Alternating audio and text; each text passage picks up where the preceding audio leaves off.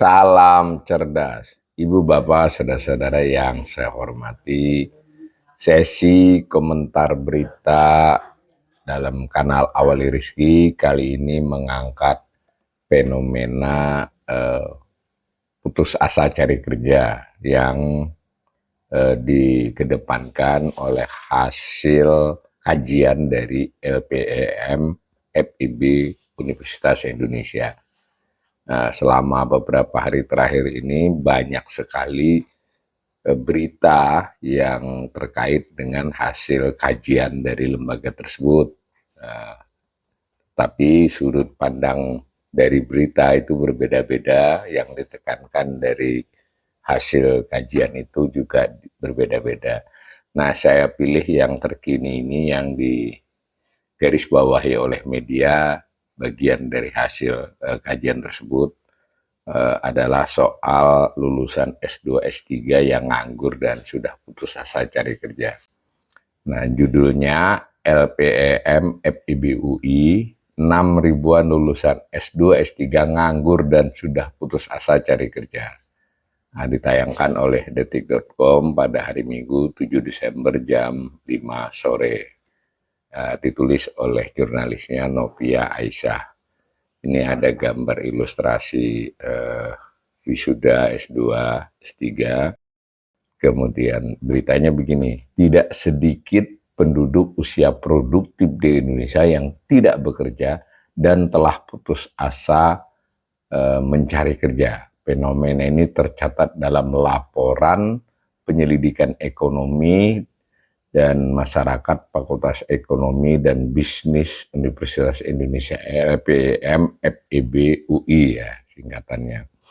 Laporan tersebut berjudul Membaca Sinyal Putus Asa di Pasar Kerja Indonesia dalam Labor Market Brief volume 6 nomor 11 November 2025. Kajian ini ditulis oleh Muhammad Handri PhD dan Nia Kurnia Solehah ME, jadi 2 orang ya, penulis dan pengkajinya.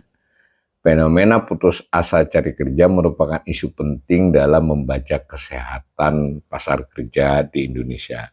Meski proporsinya kecil dibanding total angkatan kerja yang tidak tertangkap keberadaan mereka memperlihatkan hambatan struktural yang tidak tertangkap indikator konvensional seperti tingkat pengangguran terbuka atau tingkat partisipasi angkatan kerja. Nah, fenomena ini juga disoroti oleh kajian ini berdasarkan berbagai karakteristik ya, ada jenjang pendidikan, ada juga usia. Nah, dalam kali ini ditelisik, dijelaskan berdasarkan jenjang pendidikan. Jadi ada proporsi atau jumlah orang yang termasuk putus asa cari kerja ini dalam konteks mereka merupakan lulusan pasca sarjana, jadi lulusan S2 atau S3. Nah, itu jumlahnya mencapai 6 ribuan ini ya. Sebelumnya saya ingin katakan bahwa ini kenapa salah satunya tidak tertangkap, tidak tercapture dalam data yang biasa kita gunakan secara umum ya. Data yang umum itu adalah jumlah pengangguran, persentase pengangguran. Kemudian ada juga aspek tingkat partisipasi angkatan kerja. Kalau pengangguran ya kurang lebih berapa 7 jutaan angkatan, kemudian presentasi atas total angkatan kerjanya itu sekitar 5%. Tapi ini data yang dipakai adalah data Februari 2024 ya, nanti kalau di barisan belakang sudah, Februari 2025. Di paragraf berikutnya tampak data terkini sebetulnya sudah sampai Agustus, tapi ini kan tulisan ditayang November. Jadi sudah kajian beberapa bulan, sehingga datanya masih data Februari 2025. Tapi menurut saya cara mengkaji ini menarik ya, jarang di Indonesia.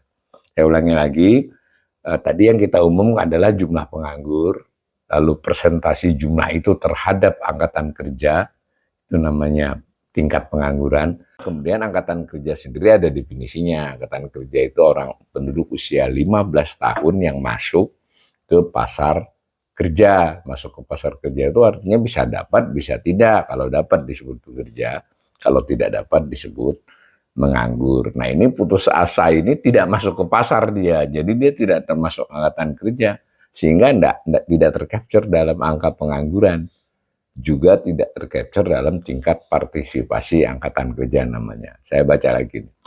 Apa alasan orang putus asa cari kerja? Itu subjudulnya ya. Alasan rasa putus asa dalam mencari pekerjaan ada beragam.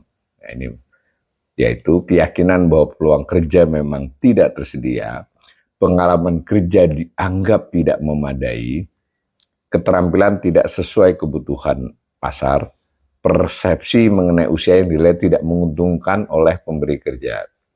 Alasan-alasan tersebut memberi isyarat sebagian penduduk yang mempunyai preferensi bekerja justru terharang kombinasi faktor psikologis, institusional, dan struktur lain yang ingin digambarkan ya. Bahwa kita tidak bisa menganggap enteng banyaknya orang yang putus asa mencari kerja.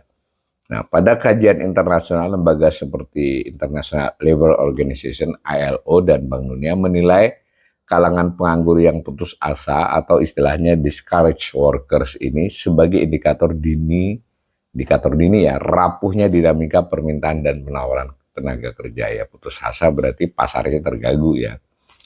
Mengapa tidak dapat disepelekan? Nah, meski tergolong proporsi kecil, golongan ini kerap terkait dengan perubahan kondisi ekonomi yang lebih mendalam, seperti melemahnya mobilitas naik, maksudnya mobilitas sosial ekonomi ya, keterbatasan layanan penempatan kerja, kemudian meningkatnya mismatch antara keterampilan dan lowongan. Terlebih ada peningkatan penduduk pengangguran yang putus asa cari kerja pada 2025. Tapi datanya Februari ini ya, per Februari ada 1,87 juta orang sudah putus asa. Besar loh ya. Kita jangan dari 6 ribuan tadi yang khususnya S2, S3 aja sih secara keseluruhan 1,87 juta orang itu putus asa. Jadi tidak lagi mau cari kerja gitu. Jadi dia bukan angkatan kerja. Karena itu tidak pengangguran disebutnya. Itu kelemahan definisi pengangguran. Sementara per Februari 2024 ada 1,68 juta. Jadi maksudnya orang bertambah ini. Lonjakan proporsi penduduk putus asa dalam studi ini memperlihatkan ada pergeseran dari posisi mencari kerja ke posisi menyerah. Nah ini temuan ini tekanannya di situ. Jadi selain nggak bekerja dia nggak nyari lagi, udah putus asa. Mungkin simpelnya ya nggak melakukan lamaran kerja, nggak juga mikir mau usaha. Nah, jumlah pengangguran putus asa berdasarkan lulusan. Nah, informasi yang disajikan oleh media Detik ini dari hasil kajian LPM FEBUI tadi ya. Nah, pada laporan ini disebutkan ada sekitar 45.000 lulusan S1 dan 6.000 lulusan pasca sarjana. Berarti kalau sarjana sebenarnya 51.000 nih. Dari 1,87 juta tadi. Nah, berdasarkan survei Angkatan Kerja Nasional BPS sendiri, yang diolah, jadi datanya dari BPS tapi diolah. Nah, karena itu cara ini bisa dilakukan untuk berbagai kondisi ketenaga kerjaan ya bisa diolah untuk nanti data Agustus 2025. Nah, ini yang diolah oleh FEB ini. SD atau tidak tamat SD itu 50% ya, 50,07% yang putus asa, SMP 20,21%, SMA 17,29% dan seterusnya. Tadi S1 dan S2 ya. Informasi lain yang disajikan oleh media ini lebih banyak laki-laki menganggur yang putus asa cari kerja. Sementara jadi berdasarkan pendidikan ya, artinya dari 1,87 juta yang putus asa cari kerja itu proporsinya berdasar jenjang pendidikan disampaikan tadi. Ada juga berdasarkan gender. Sementara berdasarkan gender, kelompok pengangguran putus asa memperlihatkan laki-laki menyumbang sekitar 2/3. 69%, perempuan sepertiganya 31%. Jadi laki-laki lebih banyak putus asa malah. Ini menarik ya. Komposisi tersebut menandakan keputusasaan mencari kerja lebih melekat pada kelompok yang secara sosial diharapkan sebagai pencari nafkah utama. Ini tekanan dari kajian ini. tekanan norma gender menempatkan laki-laki dalam posisi lebih rentan saat proses mencari kerja berkali-kali gagal. Sementara itu, faktor putus asa pada perempuan kerap bersinggungan dengan keterbatasan struktural yang sudah lama terbentuk. Jadi beda ya.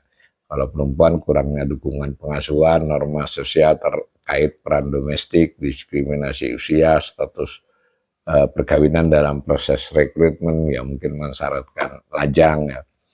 Nah, Bank Dunia mencatat perempuan di Indonesia menghadapi hambatan lebih besar dalam transisi dari sekolah ke bekerja, utamanya karena peluang kerja formal yang ramah perempuan masih terbatas dan seterusnya ya.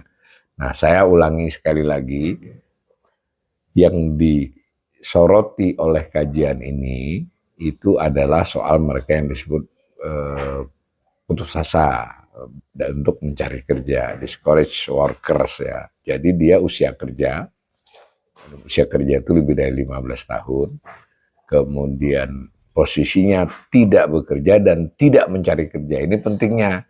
Jadi mereka tidak cari kerja ya, dan tidak dalam pengertian bukan angkatan kerja seperti yang normal. Jadi kalau sebetulnya kan caranya melihat itu jumlah penduduk usia kerja dibagi angkatan kerja dan bukan angkatan kerja. Bukan angkatan kerja normal ya karena sekolah, karena ibu rumah tangga yang memang itu. Sementara ada yang disebut putus asa, karena dari mana tahunya putus asa? Mereka ini sebelumnya sudah melakukan usaha mencari kerja, masuk pasar kerja. Sekarang masuk aja nggak mau, jadi nggak nyari. Nah, kelemahannya kalau datanya begitu, dia dalam data BPS tidak termasuk pengangguran karena nggak nyari, jadi tidak termasuk angkatan kerja. Nah, jumlahnya meningkat belakangan ini, dan berita ini menyoroti itu bahkan terjadi pada mereka yang berpendidikan S2, S3. Dalam dokumen yang lebih lengkap disebut juga yang banyak adalah generasi Z. Ya, nanti kita akan bacakan pada atau assessment pada lain kesempatan. Mudah-mudahan informasi ini bermanfaat buat pemirsa.